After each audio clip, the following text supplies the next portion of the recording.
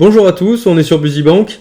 L'économie digitale, l'économie numérique s'accélère et se transforme de plus en plus. Ainsi, on voit les mots crypto, NFT, métavers, blockchain envahir notre quotidien sans comprendre ce que c'est exactement. Dans cette vidéo, on va comprendre et on va développer certains de ces mots. Alors vous ne deviendrez pas un expert en regardant la vidéo, mais vous pourrez au moins comprendre le langage de votre petit-neveu au prochain repas de famille, ou tout simplement échanger de manière constructive avec votre pote qui travaille dans la tech. En avant! Pour commencer, la blockchain, ou chaîne de blocs. La blockchain, c'est une technologie et pour l'imager au mieux, c'est un registre. Alors un registre numérique bien sûr et qui est accessible à tous. Le but de la blockchain, c'est de faciliter les transactions sans aucun intermédiaire. On va prendre un exemple. Quand vous achetez une maison à quelqu'un, vous et le vendeur, vous passez devant un notaire qui authentifie la transaction. On l'appelle le tiers de confiance. Une transaction réalisée via la blockchain n'a plus besoin de tiers de confiance.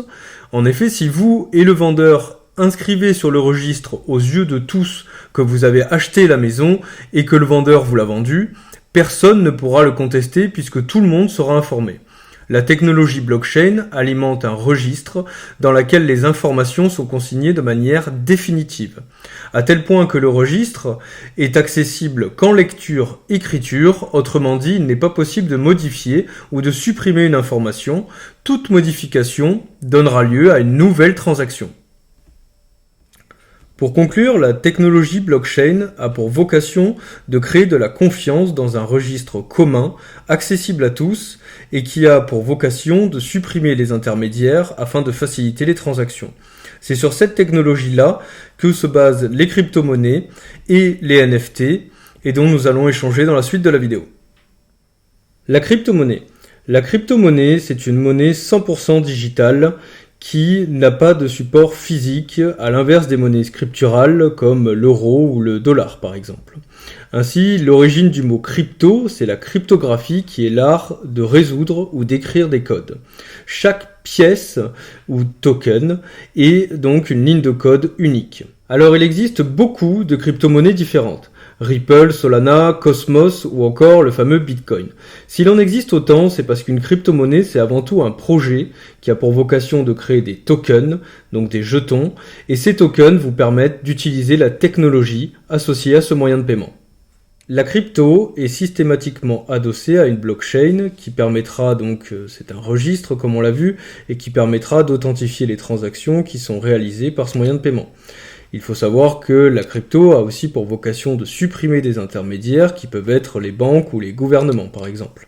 La crypto-monnaie est donc totalement décentralisée et sa valeur fluctuera en fonction d'un certain nombre de paramètres qui peuvent être sa communauté, son utilisation, la technologie ou encore de la spéculation inhérente à ce projet en particulier.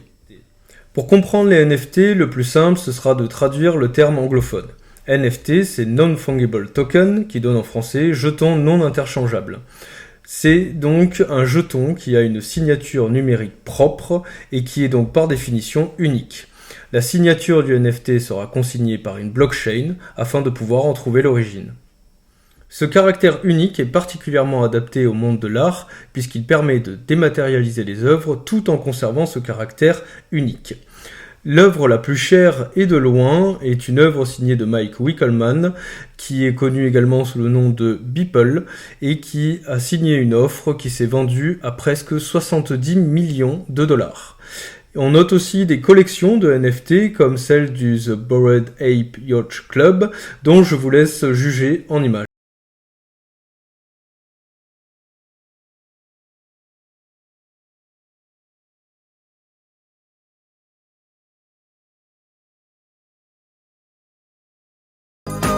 Pour terminer cette virée numérique, on va parler du métavers. Le métavers, c'est la contraction de méta et d'univers, et c'est un univers virtuel 3D dans lequel les gens peuvent se retrouver et retrouver également des éléments du monde réel. C'est présenté comme l'aboutissement ultime des réseaux sociaux et ça a été notamment démocratisé par le cultissime film Ready Player One en 2018.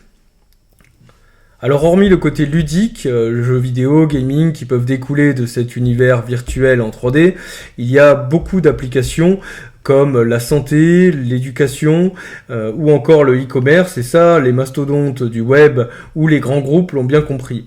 D'ailleurs, la banque d'investissement mondiale Citi évalue le marché des métavers d'ici 2030 à plus de 13 000 milliards de dollars.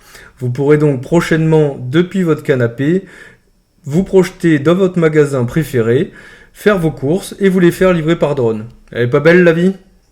Vous l'aurez compris, les technologies qu'on vient de voir vont accélérer la transformation numérique dans laquelle nous sommes déjà, vont transformer une partie de l'économie et vont également transformer les comportements que nous aurons demain et voire même déjà ceux d'aujourd'hui. On va finir par une conclusion d'Adak qui est: la technologie n'est ni bonne ni mauvaise, tout dépend ce que l'on en fait. En tout cas, j'espère que vous aurez appris des choses dans cette vidéo. N'hésitez pas à me laisser en commentaire ce que vous en pensez et qu'on puisse échanger sur le sujet. N'hésitez pas aussi à vous abonner à la chaîne et à liker la vidéo, ça m'aide beaucoup. Et moi, dans l'attente, je vous dis à la prochaine. Ciao!